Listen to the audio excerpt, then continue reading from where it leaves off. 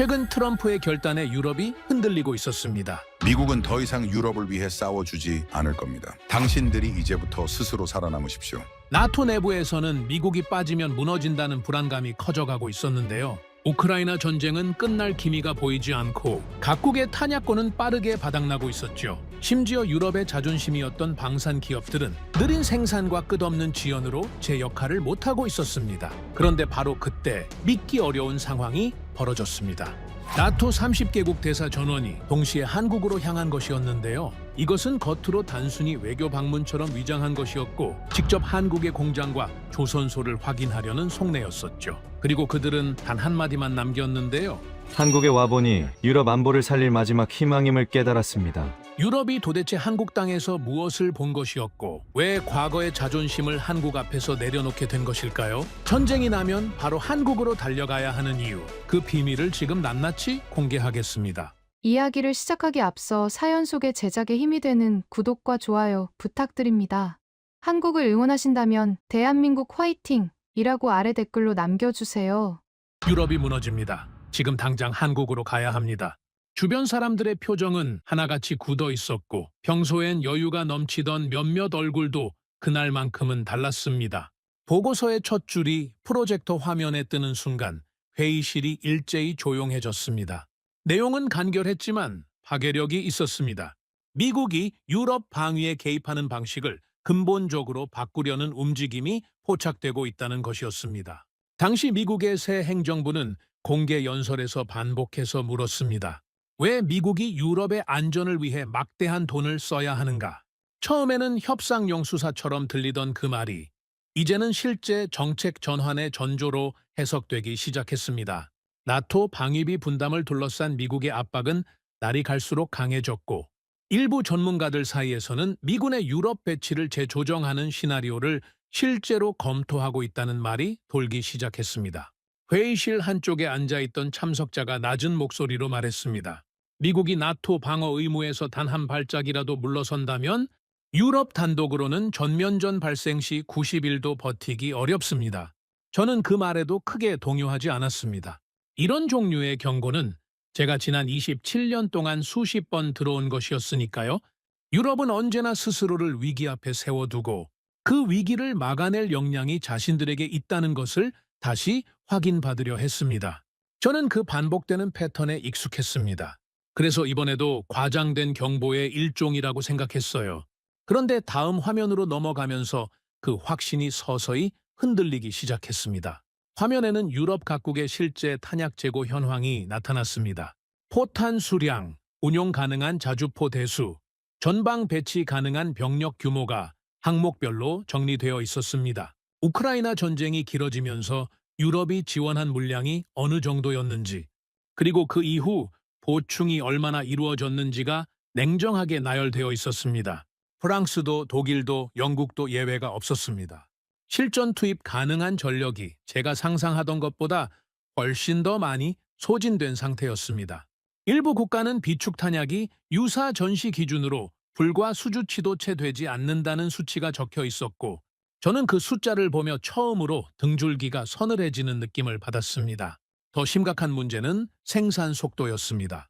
유럽 내 방산 기업들이 현재 가동 중인 생산 라인으로는 소진된 재고를 채우는 데만도 수년이 걸릴 것으로 예측됐습니다.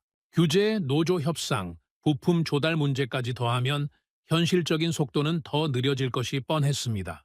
화면 한쪽에는 각국의 자주포와 탄약 생산 일정이 나란히 나열되어 있었는데 그 숫자들을 보는 동안 회의실 안에는 아무도 말을 꺼내지 않았습니다.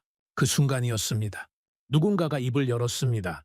지금 우리에게 필요한 건 속도입니다. 그리고 지금 그 속도를 가진 나라는 단 하나입니다. 바로 한국입니다. 저는 속으로 코웃음을 쳤습니다. 한국, 저에게 그 나라는 빠르게 성장한 제조업 강국이었습니다. 반도체와 자동차, 가전에서는 세계 수준이지만 방위산업만큼은 유럽의 깊이와 전통에 미치지 못한다고 오랫동안 믿어왔습니다. K9 자주포, K2 전차, 천무다연장 로켓. 이름은 들어봤지만 제 머릿속에 먼저 떠오르는 것은 항상 같은 평가였습니다. 가격이 싸서 사는 것이라고, 기술이 탁월해서가 아니라 급하니까 선택하는 것이라고.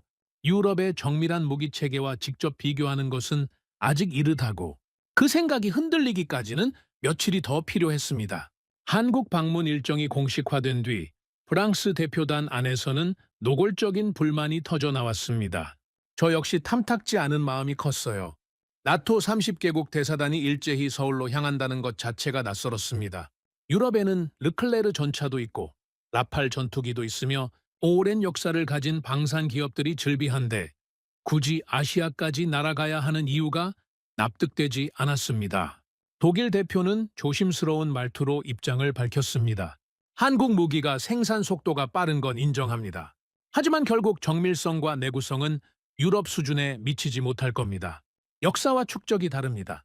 저는 자연스럽게 고개를 끄덕였습니다. 당시 제 생각과 정확히 일치했으니까요. 영국 대표가 낮고 차분한 목소리로 끼어들었습니다. 폴란드가 왜 유럽산을 두고 한국을 선택했는지 직접 두 눈으로 확인하고 나서 판단해도 늦지 않지 않겠습니까? 그 말 한마디에 회의실 안이 불편한 침묵으로 채워졌습니다. 폴란드가 한국산 무기를 대규모로 계약한 것은 유럽 방산업계에서도 충격적인 사건이었습니다. K2 전차 수백 대, K9 자주포, 천무, FA-50 경공격기까지 그 규모는 유럽과 한국 사이의 방산, 계약 역사상 전례가 없는 수준이었습니다. 저는 당시에도 그 결정을 러시아 국경과 맞닿은 나라가 극도의 불안 속에서 내린 감정적 선택이라고 해석했습니다. 전략적 판단이 아니라 공포에 의한 임시 방편이라고요. 그러나 프랑스 정부는 단호하게 선을 그었습니다. 이번 방문은 외교적 의전 행사가 아닙니다. 유럽의 생존 전략 자체를 다시 점검하는 겁니다. 그 한마디에 저는 더 이상 입을 열지 못했습니다. 나토 30개국 대사단을 실은 전용기는 파리를 떠나 동쪽으로 날았습니다. 기내 분위기는 출발 전부터 묘하게 가라앉아 있었습니다. 각국 대표들은 자리에서 서류를 훑거나 창밖을 내다봤고 평소라면 자연스럽게 오가던 가벼운 대화가 거의 없었습니다. 저도 처음엔 보고서를 읽다가 어느 순간 눈이 화면에서 떠나 어두워지는 하늘을 바라보고 있었습니다. 얼마쯤 지났을까요? 폴란드 대표가 통로를 건너 제 옆으로 다가왔습니다. 체구가 크고 말이 많지 않은 사람이었는데 그날은 먼저 말을 걸어왔습니다. 우리는 이미 답을 찾았습니다. 직접 보시면 압니다. 한국은 상상하는 것 이상입니다. 저는 가볍게 웃으며 받아쳤습니다. 급하니까 어쩔 수 없이 선택한 게 아닌가요? 임시 방편이라는 말이 더 맞지 않겠습니까? 그 순간 폴란드 대표의 표정이 싸늘하게 굳었습니다. 그는 잠시 저를 바라보다가 낮고 무거운 목소리로 말했습니다.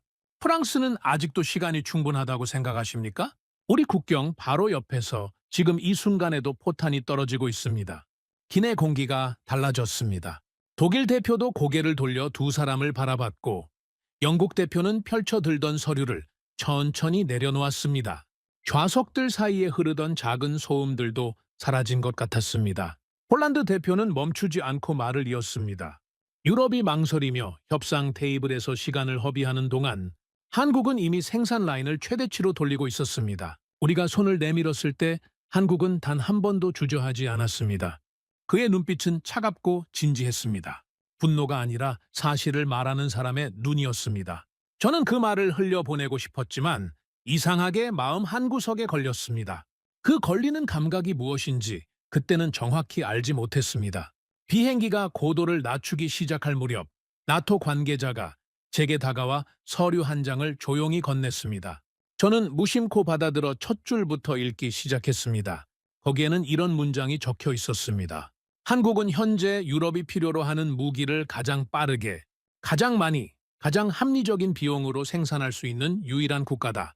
다음 페이지에는 K9, K2, 천무, FA-50의 생산 일정과 유럽산 무기 체계의 납기 비교표가 나왔습니다. 유럽산 무기는 계약 후 실제 전력화까지 평균 5년 이상이 걸렸습니다. 한국산은 18개월이었습니다. 같은 목적, 같은 용도의 무기인데 납기 기간에서 3배 이상의 차이가 났습니다. 저는 그 표를 다시 한번 훑었습니다. 제가 보고 싶지 않은 숫자였지만 명백하게 거기 적혀 있었습니다. 손가락이 종이 끝을 꾹 누르며 멈췄습니다.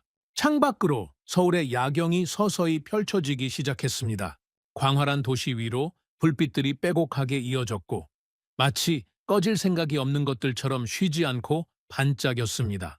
강줄기가 보이고 고층 건물들이 보이고 고속도로를 가득 채운 차들의 빛이 아래에서 흘러갔습니다.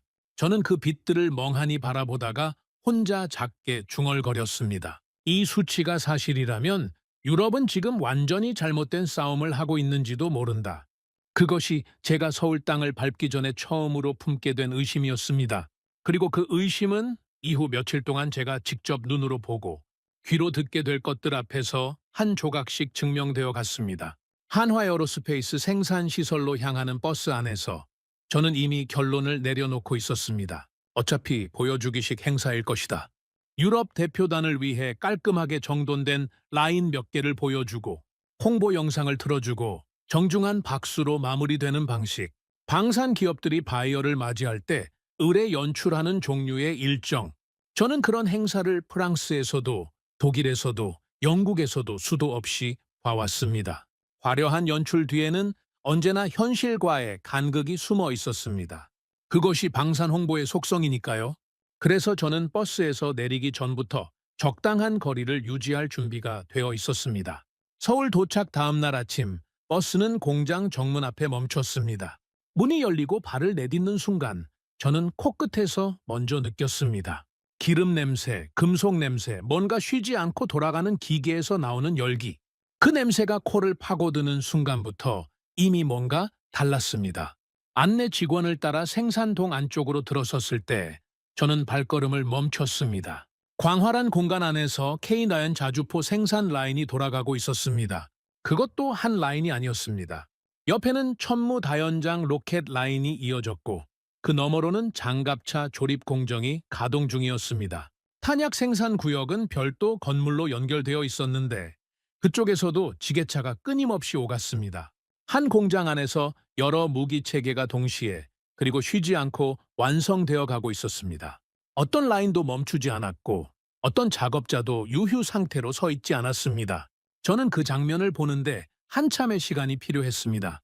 실제로 움직이는 라인들이 눈에 다 들어오지 않을 만큼 공장이 컸고 들어오는 부품과 빠져나가는 완성품의 흐름이 마치 살아있는 유기체처럼 순환하고 있었습니다. 저는 유럽의 이름난 방산 공장들을 적지 않게 다녀봤습니다. 독일의 중공업 단지, 프랑스의 무기 생산 시설, 영국의 조선소. 그러나 그 어느 곳에서도 이런 밀도와 속도가 동시에 유지되는 광경은 본 적이 없었습니다. 유럽의 공장들은 정밀하고 체계적이었지만 이곳처럼 긴박하게 움직이지는 않았습니다. 안내를 맡은 한화 직원이 멈추며 설명했습니다. 현재 이 라인에서 가동 중인 물량 중 상당 부분은 유럽 수출 주문분입니다. 저는 그 말을 듣고 처음으로 표정이 굳었습니다. 유럽 물량을 지금 이 속도로 이미 소화하고 있다고요. 저는 속으로 빠르게 계산을 해봤습니다. 유럽 방산 기업이 이 규모의 수출 주문을 받았다면 어떻게 됐을까? 라인 증설, 부품 조달, 인력 확보, 각종 규제 승인까지. 서너 해는 기본이고 실제로는 5년이 나오는 게 이상한 일이 아닙니다.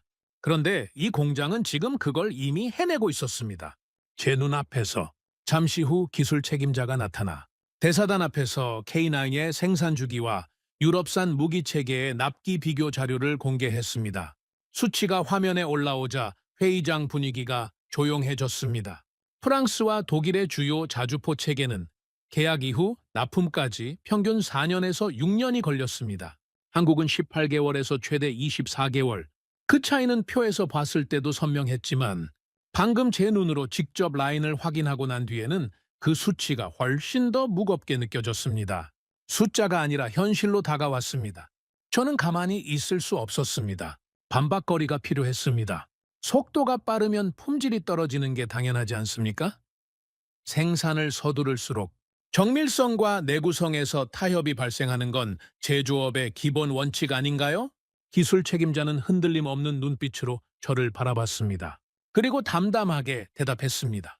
저희는 납기를 당기기 위해 품질을 포기하지 않습니다. 오히려 방향이 반대입니다. 전시 상황을 기본 전제로 설계하기 때문에 처음부터 여유 있게 만들 수가 없습니다. 극한 조건에서도 작동해야 한다는 걸 알고 만드는 겁니다. 그는 이어서 실전 운용 영상과 폴란드 현지 평가 자료를 화면에 띄웠습니다. 폴란드군이 K9을 운용하며 실시한 기동훈련 영상, 실사격 결과, 전방 배치 이후에 유지 보수 기록이 차례로 나왔습니다. 폴란드 군 관계자가 직접 말하는 인터뷰 장면이 재생됐습니다. 도입 이후 현재까지 유럽에서 가장 빠르게 전력화가 완성된 무기 체계 중 하나입니다. 저는 그 화면을 보는 내내 반박할 근거를 머릿속에서 찾았습니다. 하지만 눈앞에 놓인 수치와 영상이 조금 전 직접 본 공장, 라인과 겹쳐지면서 제가 꺼낼 수 있는 논리들이 하나씩 힘을 잃었습니다. 불편했습니다. 솔직히 말하면 불쾌했습니다.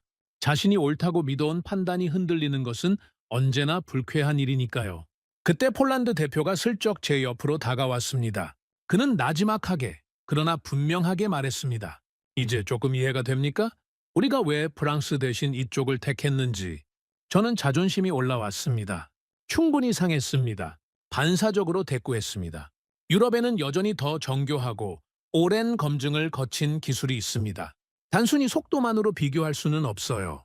폴란드 대표는 잠시 침묵하다가 목소리를 더 낮추며 말했습니다. 전쟁이 시작되는 날, 정교함보다 먼저 필요한 건 당장 그 자리에 있을 수 있는 무기입니다. 우크라이나가 유럽 모두에게 가르쳐준 게 바로 그 하나였습니다. 늦게 오는 완벽한 무기보다 지금 도착하는 무기가 더 많은 사람을 살립니다. 저는 그 말에 입을 닫았습니다. 입이 닫힌 건 말이 없어서가 아니라 반박이 없어서였습니다. 그 사실이 저를 더 불편하게 만들었습니다. 오후 일정으로 천무다연장 로켓과 드론 대응 체계 시연이 이어졌습니다. 저는 솔직히 또다시 연출된 홍보 행사겠거니 마음을 단단히 먹고 자리에 앉았습니다. 그런데 시작하자마자 분위기가 달랐습니다. 드론이 공중에 뜨자 탐지 시스템이 즉각 반응했습니다. 추적이 시작되고 데이터가 전달되고 요격까지의 과정이 몇 분 안에 완결됐습니다. 매끄럽고 빠른 흐름이었습니다. 이것이 연출된 것이 아니라 실제 반복 훈련을 통해 다듬어진 운용 체계라는 설명이 뒤따랐습니다. 에스토니아 대표가 옆에서 말을 보탰습니다. 저희는 이 시스템 공동 개발에 이미 들어갔습니다. 발트해에서 드론 위협이 어느 정도인지 아십니까? 러시아제 드론이 국경을 넘어 들어오는 상황이 이미 반복되고 있습니다. 이게 지금 우리에게 가장 절실한 기술입니다. 노르웨이 대표도 말을 이었습니다.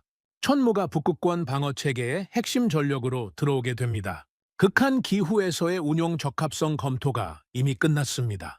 저는 그제야 무언가를 느끼기 시작했습니다. 이 나라들이 단순히 한국 무기를 구매하고 있는 것이 아니라는 것을, 미래의 안보 전략을, 방어 체계의 설계를, 전력 운영의 방향을 한국과 함께 만들어가고 있다는 것을, 공급자와 구매자의 관계가 아니었습니다.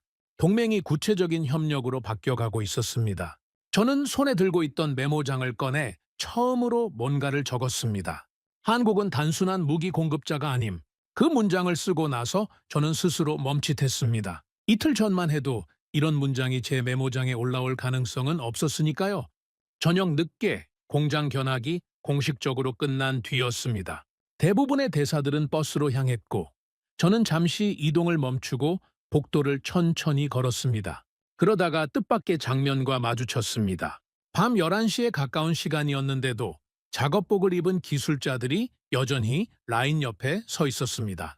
도면을 펼쳐놓고 무언가를 짚어가며 확인하는 사람도 있었고 노트북 화면을 들여다보며 수치를 점검하는 엔지니어도 있었습니다.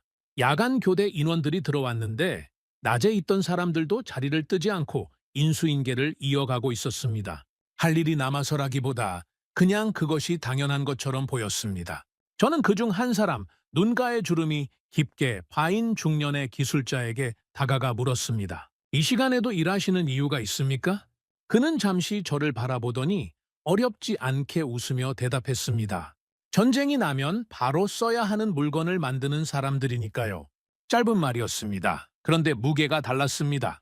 그는 담담하게 말을 이어갔습니다. 한국은 70년 동안 언제든 전쟁이 다시 시작될 수 있는 나라였습니다. 그래서 우리는 속도와 품질을 동시에 포기하는 법을 배우지 못했습니다. 포기하면 죽는 나라였으니까요. 저는 그 말을 듣고 말문이 막혔습니다. 유럽에서 저는 방위 산업을 하나의 전략적 산업으로 이해했습니다. 국가 경쟁력의 도구이자 외교의 수단이자 경제적 가치를 만드는 분야. 그것이 제가 27년 동안 배운 틀이었습니다. 하지만 그 기술자의 말 속에는 그런 틀이 없었습니다. 그냥 현실이었습니다. 전쟁이 날 수 있다는 현실, 그래서 잘 만들어야 한다는 당연함.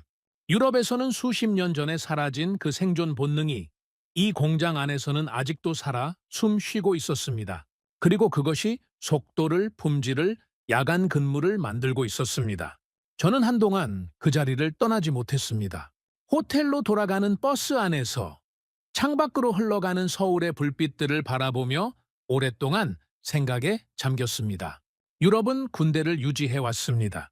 하지만 언제부터인가 그 군대는 진짜 전쟁을 위한 것이 아니라 존재 자체를 위한 것이 되어버렸습니다. 우리는 방패를 들고 있었지만 그 방패를 실제로 들어야 할 순간에 대해 아무도 진지하게 준비하지 않았습니다. 평화가 당연해진 순간 전쟁을 위한 준비의 긴장감도 함께 사라진 것입니다. 그날 밤 저는 호텔 방으로 돌아와 메모장을 펼쳤습니다. 낮에 적었던 문장 아래에 한 줄을 더 적었습니다. 우리는 군대를 유지했지만 한국은 살아남기 위해 준비해온 나라였다. 현대 조선소로 향하는 버스 안에서 저는 처음으로 조금 다른 마음으로 창밖을 바라보고 있었습니다. 한화 공장에서 본 것들이 머릿속을 쉽게 떠나지 않았습니다. 저는 그것을 인정하고 싶지 않았지만 눈으로 직접 목격한 것을 뇌가 지워주지는 않았습니다. 작업복을 입은 기술자가 밤늦게까지 라인 앞에 서 있던 모습, 동시에 여러 무기 체계가 쉬지 않고 가동되던 광경, 그리고 포기하면 죽는 나라였다는 말, 그 말들이 자꾸 귓가에 맴돌았습니다. 저는 버스 창에 이마를 기대고 스쳐 지나가는 서울 도심을 바라봤습니다. 이른 아침이었는데도 도로는 이미 빽빽했습니다. 이 도시는 새벽을 쉬는 시간으로 쓰지 않는 것 같았습니다. 하지만 조선소만큼은 이야기가 다르다고 생각했습니다. 군함을 만드는 것은 자주포나 탄약을 만드는 것과 차원이 다릅니다. 설계의 복잡도, 소재의 정밀함, 전자장비의 통합, 수중 운용 능력까지 요구하는 잠수함 기술은 유럽이 수백 년 동안 쌓아온 해양 전통과 직결됩니다. 프랑스는 핵잠수함을 운용하는 나라입니다. 독일과 이탈리아의 조선 기술도 세계 최고 수준이에요. 한국이 상선을 잘 만든다는 것은 알고 있었습니다. LNG 운반선과 초대형 컨테이너선에서 세계 수주 실적 상위권이라는 것도요. 하지만 전투함, 잠수함, 군함은 다른 이야기라고 생각했습니다. 상선과 군함 사이에는 넘어야 할 기술적 장벽이 있고 그 장벽은 단기간에 쌓이는 것이 아닙니다. 전투 상황에서의 피격 내구성, 전자전 대응 체계, 소음 감소 설계, 잠수함 추진 기술까지 그것들은 수십 년의 실전 경험 없이는 완성되지 않습니다. 그 확신만큼은 이틀간의 방문으로도 흔들리지 않았습니다. 아직까지는요. 조선소에 도착했을 때 버스 문이 열리기도 전에 느낌이 먼저 왔습니다. 창문 너머로 거대한 크레인들이 보였습니다. 보통 조선소에서 크레인 한두 개가 움직이는 것을 보는 것이 일반적인데 이곳은 시야가 닿는 범위 안에서만도 10개가 넘는 크레인이 동시에 작동하고 있었습니다. 선체에서 나는 금소금과 용접 불꽃이 낮에도 선명하게 보였고 드넓은 도크 안에 거대한 선체들이 줄지어 세워져 있었습니다. 버스에서 내리며 고개를 드는 순간 그 규모가 한눈에 들어오지 않을 만큼 광활했습니다. 그리고 도크 안을 제대로 바라보는 순간 입이 닫혔습니다. 구축함이 있었습니다. 그 옆에는 잠수함이 있었습니다. 호위함도 있었고 저 끝에는 무인 수상정으로 보이는 소형 선체들이 줄지어 놓여 있었습니다. 이 함정들이 서로 다른 도크에 따로 있는 것이 아니라 하나의 광대한 공간 안에서 각각의 공정을 동시에 진행하고 있었습니다. 어마어마한 구조물들이 각자의 속도로 완성되어 가고 있었고 그 주변을 수천 명의 사람들이 쉬지 않고 움직이고 있었습니다. 그 광경은 말 그대로 압도적이었습니다. 저는 옆에 서 있던 독일 대표를 슬쩍 바라봤습니다. 그도 말이 없었습니다. 영국 대표도 이탈리아 대표도 조용했습니다. 유럽 각국에서 방산과 조선 분야에 오랫동안 몸담아온 사람들이 처음 몇 분 동안 그냥 서서 바라보기만 했습니다. 무언가 말해야 할 것 같은데 무슨 말을 꺼내야 할지 모르는 것처럼 보였습니다. 저는 그 집단적인 침묵이 무엇을 의미하는지 알 것 같았습니다. 안내 직원은 차분하게 현황을 설명했습니다. 현재 도크에서는 구축함 2척, 잠수함 한 척, 호위함 세 척, 해상 초계함 두 척이 동시 건조 중입니다. 이 외에도 시험 운용 단계의 무인 수상정 관련 작업이 병행되고 있습니다. 납기는 모두 계획 일정 안에 있습니다. 저는 그 숫자를 머릿속에서 다시 한번 훑었습니다. 유럽에서 군함을 만드는 조선소가 현재 이 규모의 동시 건조를 진행하는 곳이 있던가? 솔직히 생각해봐도 선뜻 떠오르는 곳이 없었습니다. 물론 유럽의 조선소들도 훌륭합니다. 하지만 이처럼 다양한 종류의 전투함이 같은 공간 안에서 동시에 완성되어 가는 장면은 낯설었습니다. 그것도 납기가 밀리지 않는다는 설명과 함께라면 더욱요. 저는 유럽의 여러 군함 건조 일정이 계획보다 늦어지는 경우를 너무 많이 봐왔기 때문에 이 설명이 더 낯설게 느껴졌습니다. 프랑스 대표단 안에서 처음으로 공개적인 의문이 나왔습니다. 해군 관련 자문으로 이번 방문에 동행한 관계자가 팔짱을 낀 채 목소리를 높였습니다. 속도가 빠르다는 것은 알겠습니다. 하지만 그 속도 때문에 결국 내구성과 정밀, 전자 제어 시스템에서 타협이 생길 수밖에 없지 않겠습니까? 군함은 상선과 다릅니다. HT연대 책임자는 잠시 미소를 지으며 자료를 꺼냈습니다. 화면에는 한국 해군과 수출 계약을 맺은 각국의 장기 운용 데이터가 나왔습니다. 실전 훈련 성과, 유지 보수 이력, 극한 환경 테스트 결과까지 체계적으로 정리되어 있었습니다. 한국 조선업은 LNG 운반선, 초대형 컨테이너선처럼 극도의 정밀성이 요구되는 민간 선박을 수십 년째 세계 최고 수준으로 납품해왔고 그 과정에서 축적한 품질 관리 시스템이 군함 건조에도 그대로 적용되고 있다는 설명이 이어졌습니다. 실제로 한국이 수출한 해군 함정들이 현재 어떻게 운용되고 있는지 유지 보수 빈도와 수리 이력까지 구체적으로 나왔습니다. 저희가 군함을 빠르게 만들 수 있는 것은 규모의 이점만이 아닙니다. 세계에서 가장 복잡한 선박을 가장 엄격한 기준으로 납품해온 수십 년의 경험이 기반입니다. 빠른 것과 정밀한 것은 저희에게는 모순이 아닙니다. 그는 한 가지를 더 설명했습니다. 한국형 구축함과 잠수함 설계가 나토 체계와 얼마나 자연스럽게 호환될 수 있는지를 보여주는 자료였습니다. 무기 체계, 통신 시스템, 전자전 장비까지 나토 규격에 맞게 통합 가능하다는 내용이 담겨 있었습니다. 이것은 단순히 무기를 파는 것이 아니라 유럽 방위 체계 안으로 직접 연결될 수 있다는 이야기였습니다. 저는 프랑스 대표단 내부 분위기가 달라지는 것을 느꼈습니다. 처음 들어올 때만 해도 팔짱을 끼고 냉정하게 바라보던 사람들이 브리핑이 끝날 무렵에는 화면을 가까이 들여다보거나 조용히 메모를 하고 있었습니다. 공개적으로 인정하는 말을 꺼내는 사람은 없었지만 분위기는 분명히 달라졌습니다. 그 변화가 저를 더 불편하게 만들었습니다. 우리 진영 안에서도 한국을 쉽게 깎아내릴 수 없는 흐름이 생기고 있었으니까요. 그때 영국 대표가 손을 들었습니다. 만약 미국이 나토 함대 지원을 대폭 축소한다면 유럽은 독자적으로 몇 년 안에 이 정도 규모의 해군력을 보강할 수 있습니까? 회의장이 순간 조용해졌습니다. 누구도 선뜻 대답하지 않았습니다. 유럽의 조선 역량이 뛰어나다는 것은 사실이지만 이 질문은 속도의 문제였습니다. 충분한 시간과 예산이 주어진다면 만들 수 있습니다. 하지만 지금 당장 빠르게 대규모로 그 세 가지 조건이 동시에 붙으면 이야기가 달라집니다. 그리고 전쟁은 준비할 시간을 기다려주지 않습니다. 러시아가 우크라이나를 침공하기 전까지 유럽의 많은 사람들이 그것을 몰랐던 것처럼 한국 측 책임자가 조용하고 차분하게 말했습니다. 유럽이 원한다면 저희는 공동 생산과 기술 이전을 포함해서 가장 빠른 방법을 함께 설계할 수 있습니다. 독일 대표가 표정을 굳혔습니다. 프랑스 대표단도 불쾌한 기색이 역력했습니다.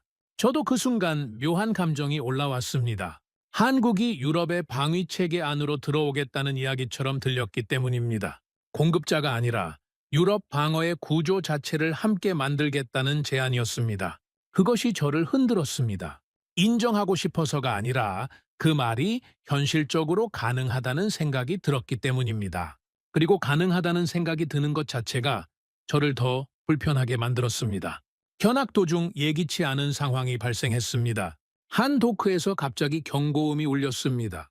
장비 이상으로 공정 일부가 중단되는 돌발 상황이었습니다. 유럽 대표단 사이에서 작은 웅성거림이 일었습니다. 저는 그 반응들을 느꼈습니다. 결국 드러나는군. 역시 완벽하지 않아. 그런 시선들이 교차하는 것을 감지했습니다. 저도 솔직히 속으로 비슷한 안도감이 스쳤습니다. 그런데 한국 기술자들의 반응이 달랐습니다. 경고음이 울린 지 얼마 지나지 않아 현장 관리자들이 즉각 모였습니다. 서너 명이 상황을 빠르게 파악하고 짧은 대화를 나누고 각자 위치로 흩어졌습니다. 주변 라인에 지연이 생기지 않도록 작업 순서를 조정하는 지시가 동시에 나갔고 다른 팀으로 물량이 분산됐습니다. 전체 공정을 멈추지 않으면서 문제 구역만 빠르게 처리하는 흐름이 군더더기 없이 진행됐습니다. 몇 분이 지나지 않아 경고음이 꺼졌고 문제가 된 구역의 공정이 다시 돌아가기 시작했습니다. 다른 라인들은 아무 영향 없이 그대로 유지되고 있었습니다. 처음에 웅성거리던 유럽 대표들도 어느새 조용해졌습니다. 현대 관계자가 담담하게 말했습니다. 전시 상황에서 가장 중요한 것은 완벽한 무결점이 아니라 복구 속도입니다. 어떤 상황에서도 멈추지 않는 것, 그리고 빠르게 다시 시작하는 것. 그게 저희가 가장 중요하게 여기는 기준입니다. 그 말이 저에게 생각지 못한 무게로 울렸습니다. 유럽 조선소였다면 비슷한 상황이 발생했을 때 어떻게 됐을까 생각해 봤습니다. 원인 파악에 시간이 걸리고 안전 프로토콜에 따른 작업 중지가 이어지고 때로는 노조와의 협의가 필요한 경우도 생기고 결국 며칠씩 라인이 멈추는 일도 충분히 있습니다. 물론 그것도 규정에 따른 정당한 절차입니다. 하지만 전쟁 중에 또는 전쟁 직전의 긴박한 상황에서도 그 속도로 버텨낼 수 있는가? 저는 그 질문에 선뜻 답이 나오지 않았습니다. 견학이 끝난 뒤 저는 조선소 안에 마련된 전망대로 올라갔습니다. 혼자 생각을 정리하고 싶었습니다. 전망대에서 내려다본 야경은 압도적이었습니다. 수십 개의 조명이 도크를 환하게 비추고 있었고 크레인들은 밤이 되어도 움직임을 멈추지 않았습니다. 완성되어가는 선체 위로 불꽃이 튀었고 굴착기와 공정 차량들이 쉬지 않고 오갔습니다.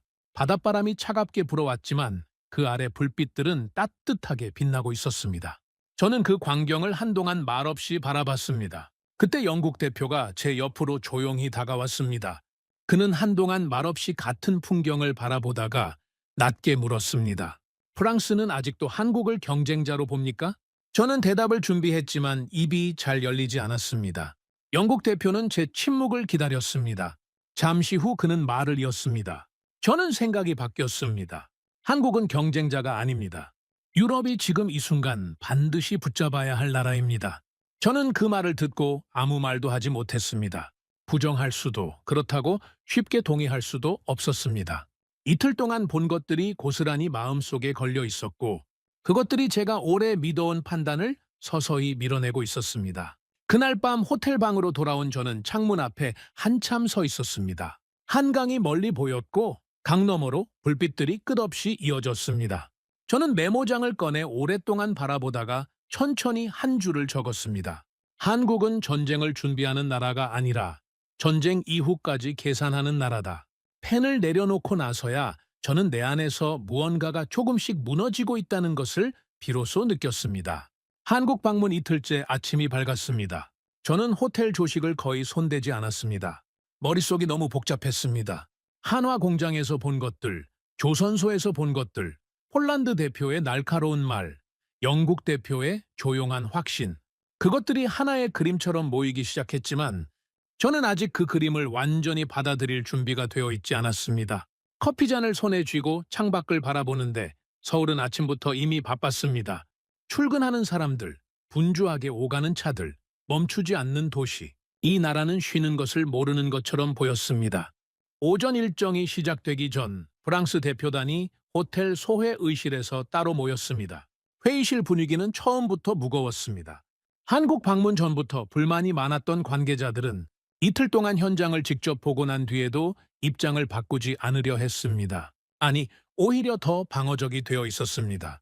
뭔가를 목격했지만 그것을 인정하기 싫을 때 사람은 더욱 단단하게 기존 입장을 붙잡으려 한다는 것을 저는 잘 알았습니다. 왜냐하면 저도 같은 감정을 느끼고 있었으니까요. 한 관계자가 테이블을 손끝으로 두드리며 단호하게 말했습니다. 폴란드가 한국 무기를 선택한 건 싸고 빠르기 때문입니다. 품질이 뛰어나서가 아니에요. 지금 당장 어쩔 수 없어 쓰는 것이지 결국 유럽은 다시 프랑스와 독일 기술로 돌아오게 될 겁니다. 또 다른 인물도 고개를 끄덕이며 말을 보탰습니다.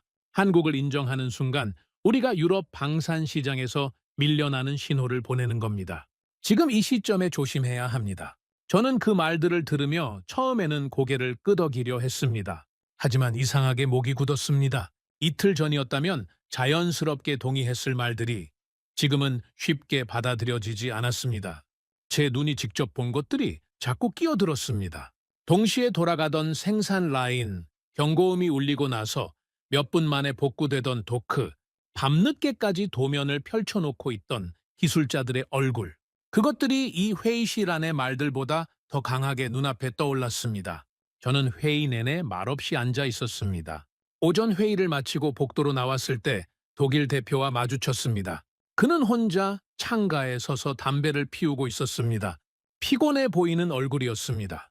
저를 보더니 짧게 눈인사를 했습니다. 저는 그 옆에 자리를 잡고 나란히 창밖을 바라보다가 물었습니다. 당신 생각은 어떻습니까? 독일 대표는 담배 연기를 천천히 내뱉으며 말했습니다. 우리는 아직도 자존심 때문에 현실을 못 보고 있어요. 저는 반사적으로 대답했습니다. 그래도 유럽 기술은 여전히 최고 수준 아닙니까? 역사와 정밀성만큼은 따라올 수 없지 않습니까? 독일 대표는 쓴웃음을 지었습니다. 최고인 건 맞아요. 문제는 너무 늦다는 겁니다. 그는 잠시 창밖을 바라보다가 말을 이어갔습니다. 독일 방산 산업이 처한 현실이 이야기로 나왔습니다. 수십 년간 평화 배당금에 젖어 있는 동안 생산 라인은 줄어들었고 규제와 정치적 갈등, 노조 문제가 뒤엉켜 생산 속도는 더 느려졌습니다. 레오파르트 전차를 만들 수는 있습니다. 하지만 지금 당장 전쟁이 나서 수백 대가 필요하다면 독일은 현실적으로 공급할 수 없는 상황이었습니다. 그것은 단순히 의지의 문제가 아니었습니다. 수십 년에 걸쳐 무뎌진 산업 근육의 문제였습니다. 한때 유럽 최강이라 불리던 독일 방산이 지금은 주문을 받고도 납기를 지키지 못하는 상황이 반복되고 있다는 것. 그것이 이 남자가 피곤한 얼굴로 담배를 피우는 이유였습니다. 우리는 전차를 만들 수는 있어. 하지만 지금 당장 전쟁이 나면 한국처럼 공급할 수 없다는 걸 나는 알고 있어. 그 솔직한 말이 귓가에 오래 머물렀습니다. 독일 대표도 알고 있었습니다. 유럽 내부에서도 이미 현실을 인정하는 목소리가 나오고 있었습니다. 저만 아직 발을 빼고 있었던 건지도 모른다는 생각이 들었습니다. 오후 일정은 한국 측이 준비한 안보 브리핑이었습니다. 저는 형식적인 자리라고 생각했습니다. 각국 정상들이 모이는 행사에서 흔히 나오는 군사 위협 설명, 지도 위에 화살표 몇 개를 그려 보이는 수준의 브리핑을 예상했습니다. 그런데 회의실에 들어서는 순간 분위기가 달랐습니다. 브리핑은 북한 위협 현황으로 시작됐습니다. 단순한 위협 평가가 아니었습니다.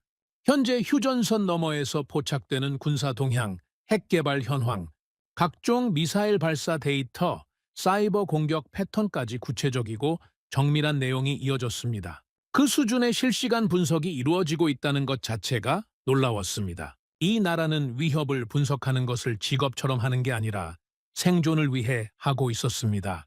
그 차이가 느껴졌습니다. 그에 맞선 한국의 대응 체계가 설명됐습니다. 예비군 동원 체계, 전국 곳곳에 구축된 지하 방공시설, 생산시설의 전시 전환 시스템, 그리고 전시에도 공급망이 끊어지지 않도록 설계된 산업구조.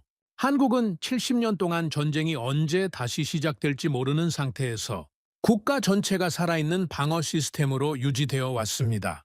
공장 하나, 도로 하나, 물류체계 하나에도 전시를 가정한 설계가 들어가 있었습니다. 이것은 이론적인 계획이 아니라 실제로 작동 중인 시스템이었습니다. 그 시스템 위에서 한화 공장이 돌아가고 조선소가 돌아가고 기술자들이 밤을 새워 일하고 있었던 것입니다. 한국 측 관계자가 말했습니다. 저희는 전쟁이 오지 않기를 바랍니다. 하지만 언제든 시작될 수 있다는 것을 전제로 살아왔습니다. 그 말이 회의실 공기를 바꿔놓았습니다. 저는 그 순간 유럽이 수십 년 동안 잊고 지낸 것이 무엇인지 처음으로 선명하게 보였습니다. 전쟁은 예고 없이 온다는 것, 준비가 없으면 시간이 없다는 것. 한국은 그 진리를 70년 동안 잊지 않았습니다. 잊을 수 없었으니까요. 지도 위에서 북쪽을 보면 언제나 그 현실이 거기 있었으니까요. 총과 미사일이 아직도 겨눠져 있는 나라에서 방위산업의 속도와 품질은 추상적인 경쟁력의 문제가 아니라 생사의 문제였습니다. 저는 그것을 이해하는데 이틀이 걸렸지만 한국 사람들은 태어나면서부터 그 안에서 살아온 것입니다. 저는 메모장에 무언가를 적으려다 손이 멈췄습니다. 쉽게 움직이지 않았습니다. 브리핑이 끝나고 잠시 휴식 시간이 주어졌을 때 저는 복도에 서서 혼자 생각에 잠겼습니다. 프랑스는 지금 어떤 상태인가? 우리는 핵을 가지고 있고 유엔 안전보장이사회 상임이사국이고 전통의 방산 강국입니다. 하지만 실제 전시 상황을 가정하면 어떻게 됩니까? 탄약 재고는 소진됐고 생산 속도는 느리고 국민들은 전쟁을 수십 년 전 역사책에서나 읽는 나라가 됐습니다. 한국처럼 70년 동안 긴장을 유지한 나라와 70년 동안 평화를 당연하게 여긴 나라 사이에는 눈에 보이지 않는 차이가 쌓여왔습니다. 그 차이는 숫자로 잘 보이지 않지만 생산 현장에 가면 바로 느껴집니다. 그날 저녁 식사 자리에서 사건이 터졌습니다. 여러 나라 대표들이 함께 모인 자리였습니다. 음식이 나오고 가벼운 대화가 오가던 중 프랑스 방산 관계자가 와인잔을 들며 말했습니다. 결국 한국은 싸게 많이 만드는 나라입니다. 그것이 강점이죠. 하지만 그것만으로 유럽의 복잡한 안보 수요를 감당하기는 어렵습니다. 테이블 주변이 순간 조용해졌습니다. 저는 처음에 말없이 앉아 있었습니다. 지금까지처럼 그냥 흘려보내려 했습니다. 하지만 이번에는 그렇게 되지 않았습니다. 이틀 동안 본 것들이 한꺼번에 떠올랐습니다. 새벽까지 도면을 들고 서 있던 기술자, 동시에 함정, 여러 척이 올라가던 거대한 도크, 몇 분 만에 복구되던 경고음 상황, 포기하면 죽는 나라였다는 말. 그 장면들이 이 한 문장 앞에서 반응했습니다. 저는 자신도 모르게 입을 열었습니다. 그렇지 않습니다. 테이블이 조용해졌습니다. 모두가 저를 바라봤습니다.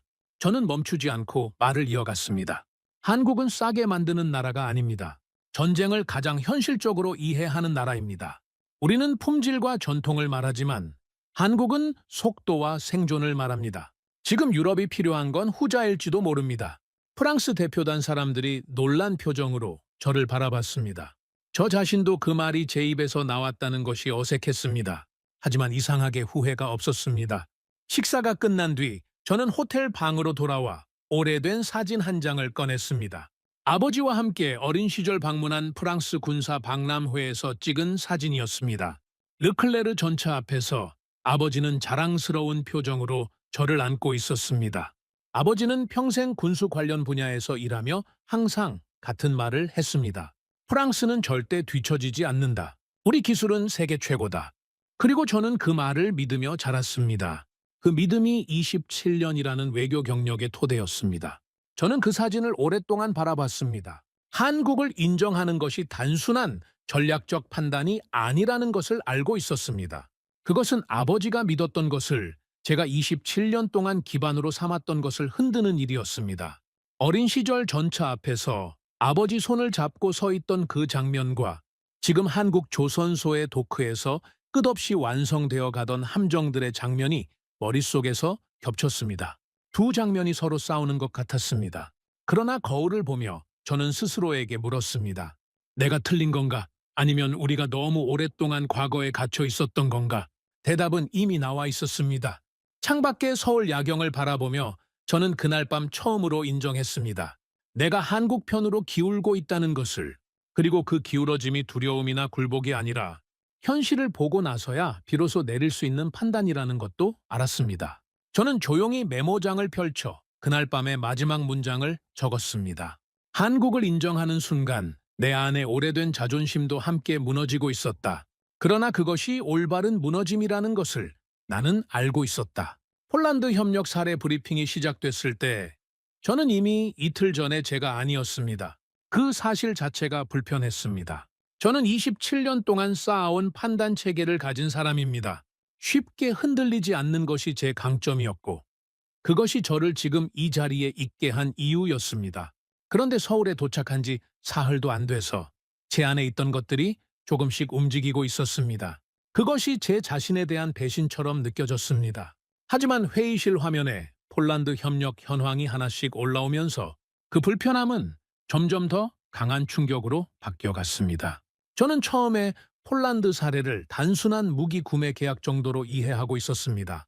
K2 전차, K라무 자주포, 천무, FA50 규모가 크고 빠르게 계약이 이루어진 것은 사실이지만 결국 한국에서 무기를 사서 받아다 쓰는 방식이라고 생각했습니다.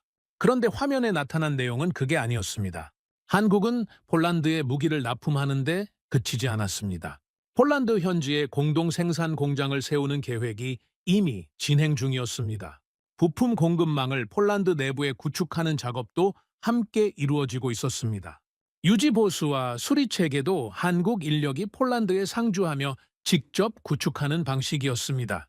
기술 이전의 범위도 단순한 매뉴얼 제공이 아니라 폴란드 기술자들이 직접 생산 과정을 익힐 수 있도록 훈련하는 프로그램까지 포함되어 있었습니다. 폴란드가 일정 수준이 되면 스스로 생산할 수 있도록 하겠다는 것이 한국의 방향이었습니다. 저는 처음에는 유럽 기업들도 기술 이전을 한다고 생각했습니다. 맞습니다. 유럽 방산 기업들도 기술 이전을 합니다. 하지만 그 방식은 대부분 제한적입니다. 핵심 기술은 블랙박스로 묶어두고 조립 과정 정도만 현지화하는 형태가 일반적입니다. 의존성을 유지하는 것이 비즈니스 모델이기 때문에 완전한 독립을 허용하는 기술 이전은 이루어지지 않습니다. 그게 방산업계의 오래된 관행입니다.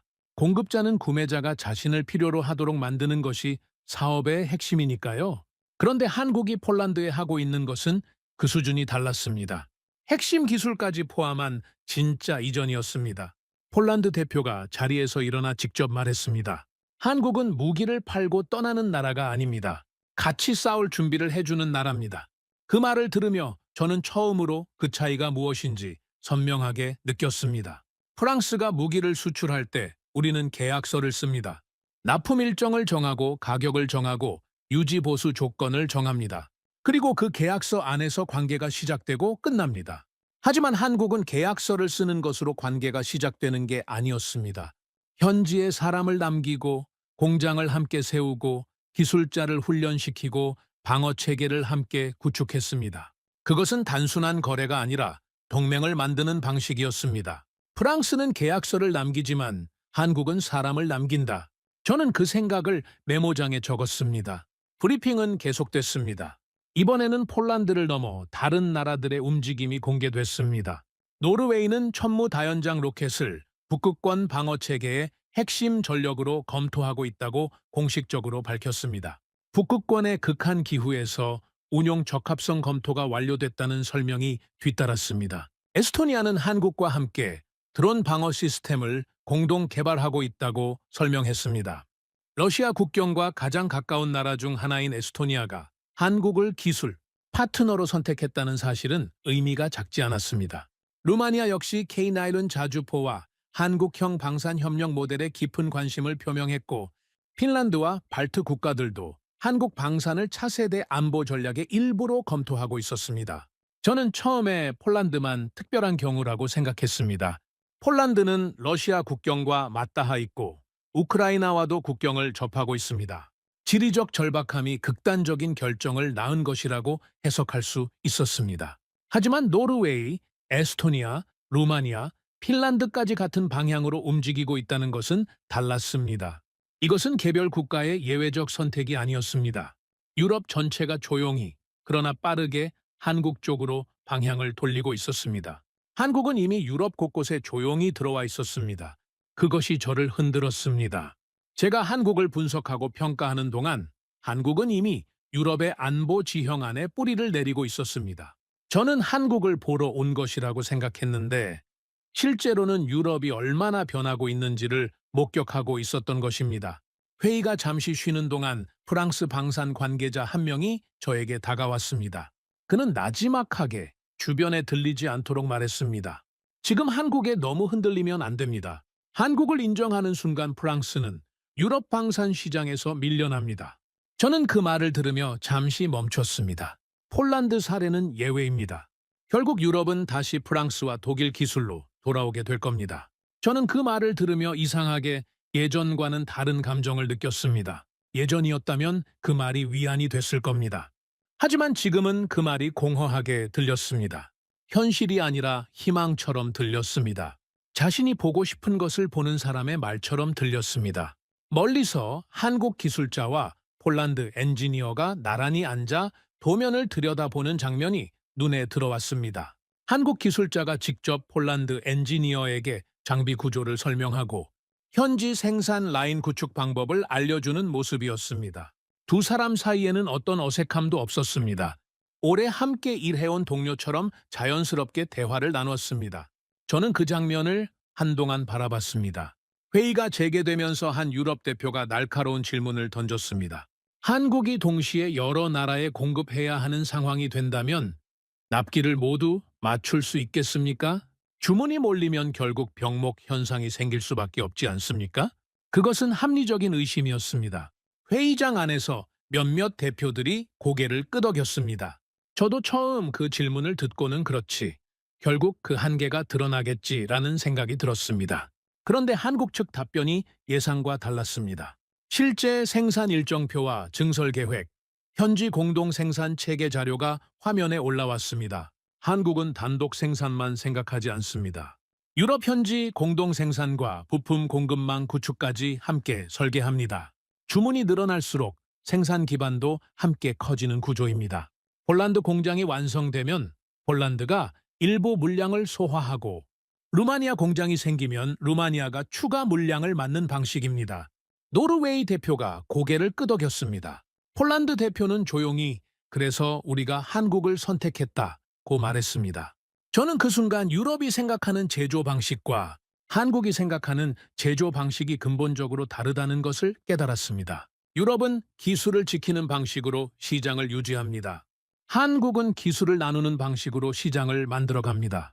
두 방식 중 어느 것이 더 많은 나라를 끌어당기는지는 지금 이 회의실 안에 앉아있는 대표들의 표정만 봐도 알 수 있었습니다. 경쟁하며 지키는 나라와 협력하며 확장하는 나라.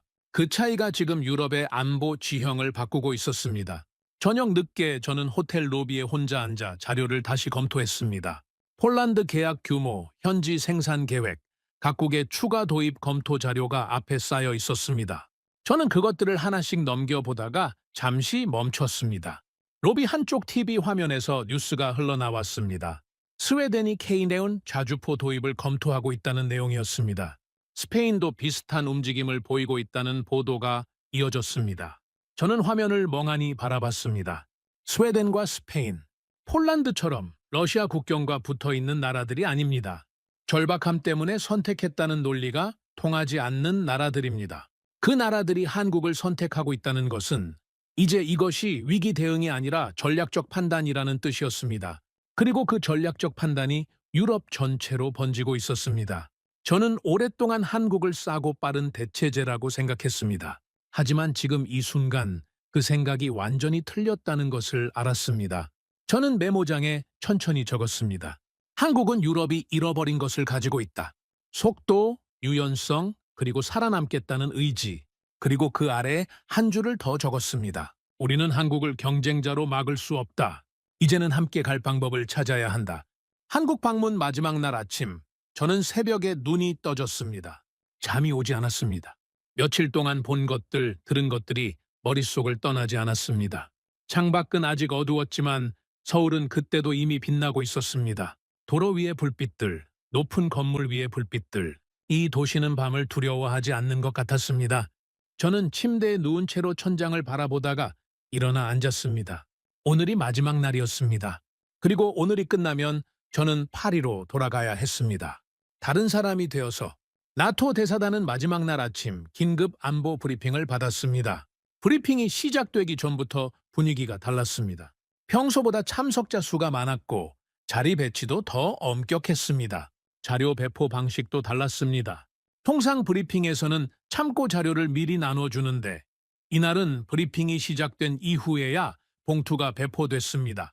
그 작은 차이에서 이미 오늘 내용이 예사롭지 않다는 것을 느꼈습니다. 내용이 화면에 올라오자 회의실이 조용해졌습니다. 미국의 유럽 방위 개입 축소 움직임이 이제 정황이 아니라 구체적인 신호로 확인되고 있다는 내용이었습니다. 일부 미군 전력의 재배치 검토, 나토 각국에 대한 방위비 증액 압박, 그리고 미국이 더 이상 유럽의 모든 안보 위기를 자국의 문제로 보지 않겠다는 메시지. 그것들이 하나씩 제시됐습니다. 한 문장이 화면에 걸렸습니다. 미국은 더 이상 유럽의 모든 전쟁을 대신 싸워주지 않을 것이다. 회의실 공기가 얼어붙었습니다. 영국 대표는 고개를 숙였고 독일 대표는 얼굴이 굳어졌습니다. 나토 창설 이래 유럽 방위의 기둥이었던 미국이 그 기둥 역할을 줄이려 한다는 것은 단순한 외교적 긴장이 아니었습니다. 그것은 유럽 안보 체계 전체의 근본이 흔들리는 이야기였습니다. 저는 처음으로 이것이 외교적 위기가 아니라 생존의 문제라는 것을 느꼈습니다. 그리고 그 생존의 문제 앞에서 한국이 가진 것이 무엇인지 이제는 선명하게 보였습니다. 브리핑이 끝난 뒤 유럽 대표단 사이에서 격렬한 논쟁이 벌어졌습니다. 프랑스 측은 조심스러운 입장을 내놓았습니다. 한국 의존도가 높아지면 결국 또 다른 종속 관계가 만들어지는 것 아닌가. 유럽은 독자적인 방산 역량을 키워야 한다. 외부에 의존하는 방식으로는 진정한 전략적 자율성을 확보할 수 없다. 폴란드 대표가 즉각 반발했습니다. 지금 우리에게 필요한 건 자존심이 아니라 시간입니다. 그 한마디에 회의장이 다시 조용해졌습니다. 독일 대표가 천천히 입을 열었습니다. 조용하지만 무거운 목소리였습니다. 유럽은 이미 늦었습니다. 그는 자세한 설명을 덧붙이지 않았습니다. 그 말 자체가 설명이었습니다. 유럽은 수십 년 동안 미국이라는 방패 뒤에 숨어서 자체 방산 역량을 줄여왔습니다. 이제 그 방패가 흔들리는 시점에 유럽 단독으로 빠르게 재무장을 완성하는 것은 현실적으로 불가능에 가깝습니다. 생산 라인은 줄어들었고 탄약 재고는 소진됐고 기술 인력도 예전 같지 않습니다. 유럽 방산을 재건하는 데 10년이 걸린다면 10년 동안 러시아의 위협을 어떻게 막을 것인가? 그 질문에 아무도 답하지 못했습니다. 프랑스 대표단은 점점 고립되기 시작했습니다. 저는 그 한가운데에서 침묵했습니다. 프랑스의 논리가 틀린 것은 아니었습니다. 하지만 현실을 외면하는 말이었습니다. 그리고 저는 이제 현실을 외면할 수 없었습니다. 오후에 저는 비공개로 전달된 군사보고서 한 부를 받았습니다. 봉투를 열고 내용을 읽기 시작했을 때 저는 멈추지 않고 끝까지 읽었습니다. 그리고 마지막 장을 덮으며 한동안 그냥 앉아 있었습니다. 보고서에는 우크라이나 전쟁 이후 유럽 각국의 실탄 재고와 자주포 가용 대수가 얼마나 줄었는지가 나와 있었습니다. 일부 국가는 전면전이 발생할 경우 몇 주도 버티기 어렵다는 분석이 담겨 있었습니다. 수십 년간 미국의 우산 아래 안주한 대가가 그 숫자들 속에 고스란히 드러나 있었습니다. 반면 한국은 대량 생산 체계와 예비 생산 라인, 탄약 공급 능력을 동시에 유지하고 있다는 평가가 적혀 있었습니다. 북한이라는 위협 앞에서 한 번도 긴장을 놓지 않은 나라의 준비 상태였습니다. 보고서 마지막 장에는 이런 문장이 적혀 있었습니다. 현재 유럽이 단기간 내 재무장을 완성하려면 한국과의 협력이 가장 현실적이다. 저는 그 문장을 오래 바라봤습니다. 그것은 단순한 권고가 아니었습니다. 유럽이 가진 선택지가 사실상 하나뿐이라는 이야기였습니다. 저는 처음으로 한국이 좋은 선택지가 아니라 유일한 선택지일 수 있다는 생각을 했습니다. 그리고 그 생각이 불편하지 않았다는 사실이 저 자신을 더 놀라게 했습니다. 저녁 무렵 프랑스 방산 관계자가 저를 따로 불러냈습니다. 그는 불쾌한 표정을 숨기지 않았습니다. 당신이 한국 쪽 논리에 너무 흔들리고 있다는 이야기가 들린다. 저는 말없이 그를 바라봤습니다. 프랑스는 아직 끝나지 않았다. 당신이 지금 한국 편을 들면 파리에서 당신 자리는 없어질 수도 있다. 그 말은 노골적인 위협이었습니다. 저는 그 말을 듣고 잠시 흔들렸습니다. 27년의 경력, 아버지의 자존심, 프랑스라는 이름, 그것들이 한꺼번에 떠올랐습니다. 저는 프랑스 외교관입니다. 프랑스의 이익을 위해 일하는 사람입니다. 그 정체성이 흔들리는 것 자체가 두려웠습니다. 하지만 저는 물러서지 않았습니다. 나는 프랑스를 배신하는 게 아닙니다. 프랑스를 살릴 방법을 찾고 있는 겁니다. 상대는 목소리를 높였습니다. 한국은 결국 유럽을 잠식할 것입니다. 지금 문을 열면 나중에 닫을 수 없습니다. 저는 단호하게 맞받아쳤습니다. 지금 잠식을 걱정할 상황이 아닙니다. 유럽은 당장 싸울 준비조차 부족합니다. 한국은 유럽을 잠식하러 오는 게 아니라 유럽이 놓친 시간을 메워주고 있습니다. 그 대화가 끝나고 저는 혼자 복도에 남았습니다. 심장이 빠르게 뛰었습니다. 저는 27년 동안 그렇게 정면으로 맞선 적이 거의 없었습니다. 협상하고 설득하고 타협하는 것이 외교관의 방식이었습니다. 그런데 그날 저녁 저는 타협하지 않았습니다. 그리고 그것이 이상하게 옳다고 느껴졌습니다. 밤늦게 저는 호텔방에 혼자 앉아 나토 보고서를 정리했습니다. 창밖 서울의 불빛들이 한강 위로 반사되며 흔들렸습니다. 저는 그 빛들을 바라보다가 머릿속으로 아버지의 얼굴을 떠올렸습니다. 프랑스 방산의 영광을 믿으며 살았던 사람, 르클레르 전차와 라팔 전투기를 자랑스럽게 이야기하던 사람. 아버지는 유럽이 세계 최고라는 것을 한 번도 의심하지 않았습니다. 그 믿음이 아버지의 삶을 단단하게 만들어줬습니다. 그리고 그 믿음이 저를 만들었습니다. 저는 그 믿음을 버리는 것이 아니었습니다. 그 믿음을 지키기 위해 다른 방법을 선택하는 것이었습니다. 메모장 마지막 페이지를 펼쳤습니다. 유럽은 아직 강하다. 하지만 지금 유럽에는 한국이 필요하다. 잠시 멈추다가 그 아래 한 줄을 더 적었습니다. 우리가 한국을 받아들이지 못한다면 무너지는 것은 한국이 아니라 유럽일 것이다. 저는 메모장을 덮고 창밖을 바라봤습니다. 서울의 밤하늘 아래에서 저는 처음으로 한국을 유럽의 미래라고 생각했습니다. 그 순간부터 저는 더 이상 한국을 평가하는 사람이 아니었습니다. 한국의 중요성을 유럽에 설득해야 하는 사람이 되어 있었습니다. 나토 최종 비공개 회의는 오전 10시에 시작됐습니다. 회의실은 넓었지만 숨막히게 느껴졌습니다. 30개국 대표단이 빠짐없이 자리를 채웠고 보좌진과 기록 담당자들까지 포함하면 100명이 넘는 사람들이 같은 공간에 앉아 있었습니다. 창문 너머 서울의 하늘은 맑았지만 회의실 안은 저기압이 내려앉은 것처럼 무거웠습니다. 이 회의가 한국 방문의 결론을 내리는 자리라는 것을 모두가 알고 있었습니다. 며칠 동안 보고 듣고 느낀 것들이 오늘 이 테이블 위에서 방향으로 정리되는 날이었습니다. 각국 대표들이 차례로 발언했습니다. 폴란드 대표는 한국은 이미 우리 안보 체계의 일부가 됐다고 단호하게 말했습니다. 독일 대표는 현실적으로 유럽 혼자서는 이 속도를 따라갈 수 없다고 인정했습니다. 영국 대표는 한국과의 공동 생산 체계를 확대해야 한다고 발언했습니다. 에스토니아, 노르웨이, 루마니아 대표들도 잇따라 한국과의 협력 강화를 공개적으로 지지했습니다. 반면 프랑스 대표단은 여전히 한국 의존도가 지나치게 높아질 수 있다며 조심스러운 입장을 유지했습니다. 회의장은 서서히 양분되어 갔습니다. 프랑스와 일부 서유럽 국가들, 그리고 나머지 대다수. 그 사이에서 저는 침묵을 지키며 앉아 있었습니다. 원래 계획에 저의 발언 시간은 없었습니다. 저는 이 회의에서 메모나 하고 조용히 자리를 지킬 생각이었습니다. 그런데 어느 순간 저는 자리에서 일어났습니다. 제가 왜 일어났는지 정확하게 설명할 수 없습니다. 계획한 것이 아니었습니다. 그냥 일어나야 한다는 생각이 들었습니다. 27년 동안 쌓아온 판단이 아니라 지난 사흘 동안 직접 눈으로 보고 귀로 들은 것들이 저를 일으켜 세웠습니다. 저는 이미 한화 공장에서 조선소에서 밤늦게 일하던 기술자들의 얼굴 앞에서 결론이 나 있었습니다. 오늘 그것을 말할 차례였습니다. 회의장이 순간 조용해졌습니다. 저는 천천히 회의장 앞쪽으로 걸어 나갔습니다. 프랑스 대표단이 놀란 표정으로 저를 바라봤습니다. 폴란드 대표도 독일 대표도 시선을 고정했습니다. 저는 숨을 한 번 고른 뒤 말했습니다. 저는 한국에 오기 전까지 이 나라를 과소평가했습니다. 회의장이 완전히 조용해졌습니다. 저는 한국을 싸고 빠른 제조국 정도로 생각했습니다. 유럽 방산의 대안이 될 수 없다고 믿었습니다.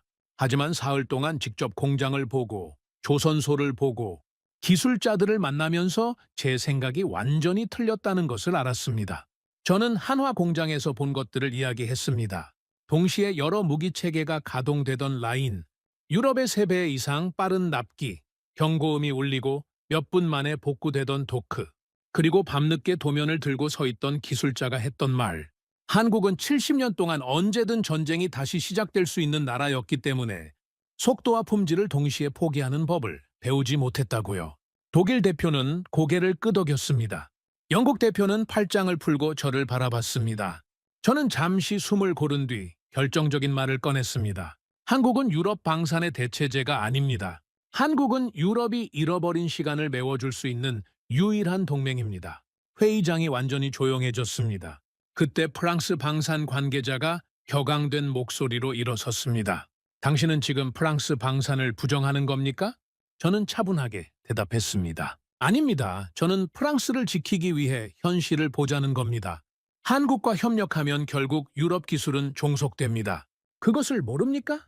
저는 물러서지 않았습니다. 어제까지도 흔들렸던 저였지만 이 순간만큼은 흔들리지 않았습니다. 지금 종속을 걱정할 상황이 아닙니다. 유럽은 당장 싸울 준비조차 부족합니다. 우리는 아직도 과거의 영광을 붙잡고 있지만 한국은 이미 미래를 만들고 있습니다. 프랑스 대표단 내부에서도 균열이 생기기 시작했습니다. 몇몇이 고개를 숙이거나 시선을 피했습니다. 그들도 알고 있었습니다. 하지만 말하기 어려웠을 뿐이었습니다. 독일 대표가 낮고 또렷한 목소리로 말했습니다. 유럽은 한국과 경쟁할 것이 아니라 한국과 함께 재무장해야 합니다. 그 말이 끝나자마자 회의장의 공기가 달라졌습니다. 처음에는 조심스러웠던 대표들도 입장을 밝히기 시작했습니다. 영국, 노르웨이, 루마니아, 에스토니아, 핀란드 대표들이 잇따라 한국과의 전략적 협력 강화를 지지했습니다. 경쟁자라는 단어 대신 파트너라는 표현이 회의장 안에서 돌기 시작했습니다. 폴란드 대표가 저를 바라보며 처음으로 미소를 지었습니다. 사흘 전 비행기 안에서 제가 그를 비꼬았을 때와는 전혀 다른 표정이었습니다. 저는 그 미소가 무엇을 의미하는지 알았습니다. 그것은 당신이 맞았다는 말이 아니라 우리가 같은 곳을 보게 됐다는 뜻이었습니다. 나토 관계자가 마무리 발언을 했습니다. 오늘 회의 이후 한국과의 협력 방식은 완전히 달라질 것입니다. 저는 그 말을 들으며 이상한 감각을 느꼈습니다. 전율이라고 해야 할까요? 제가 단순히 한국을 인정한 것이 아니라 유럽이 나아가야 할 방향을 바꾸는 역사적 순간에 제 발언이 하나의 역할을 했다는 것을 느꼈습니다. 외교관으로 27년을 살아오면서 가장 선명하게 기억에 남을 순간이었습니다. 회의가 끝난 뒤 저는 혼자 호텔 옥상으로 올라갔습니다. 서울의 야경이 사방으로 펼쳐졌습니다. 한강이 멀리 보였고 그 위로 다리들이 이어졌습니다. 도시의 불빛들이 밤하늘과 강물 위에서 동시에 빛났습니다. 저는 그 광경을 바라보다가 며칠 전 서울에 도착하던 순간을 떠올렸습니다. 한국을 비웃고 무시하고 유럽보다 한참 아래라고 생각했던 자신, 폴란드 대표의 말을 비꼬던 자신, 한화 공장에서 어차피 보여주기식 행사겠지라고 생각하던 자신, 그 사람이 불과 며칠 사이에 이렇게 달라질 수 있다는 것이 스스로도 낯설었습니다. 저는 조용히 중얼거렸습니다. 우리는 한국을 너무 늦게 알았다. 너무 늦게. 그때 휴대전화 진동이 울렸습니다. 프랑스 외교부에서 온 메시지였습니다. 귀국 후 한국 협력 관련 추가 보고서를 준비하라는 내용이었습니다. 저는 화면을 바라보다가 아주 천천히 미소를 지었습니다. 다시 서울 야경을 바라보며 저는 속으로 말했습니다. 이제 유럽은 한국 없이 갈 수 없다. 파리로 돌아온 것은 한국을 떠난 지 이틀 뒤였습니다. 공항에서 나오는 순간 서울과의 온도 차이가 느껴졌습니다. 하늘은 회색이었고 바람이 차가웠습니다. 파리의 가을은 항상 이런 시기였습니다. 저는 짐을 끌며 택시를 잡다가 잠시 멈췄습니다. 이상하게 파리가 낯설게 느껴졌습니다. 제가 바뀐 것인지 아니면 이 도시가 더 작아 보이는 것인지 알 수 없었습니다. 며칠 사이에 제 눈은 다른 것을 보고 온 눈이 되어 있었습니다. 귀국 후 며칠 사이 유럽 각국은 빠르게 움직이기 시작했습니다. 폴란드는 기존 K2, K9은 천무 협력 확대를 추진하며 추가 공동 생산 계획까지 검토하기 시작했습니다.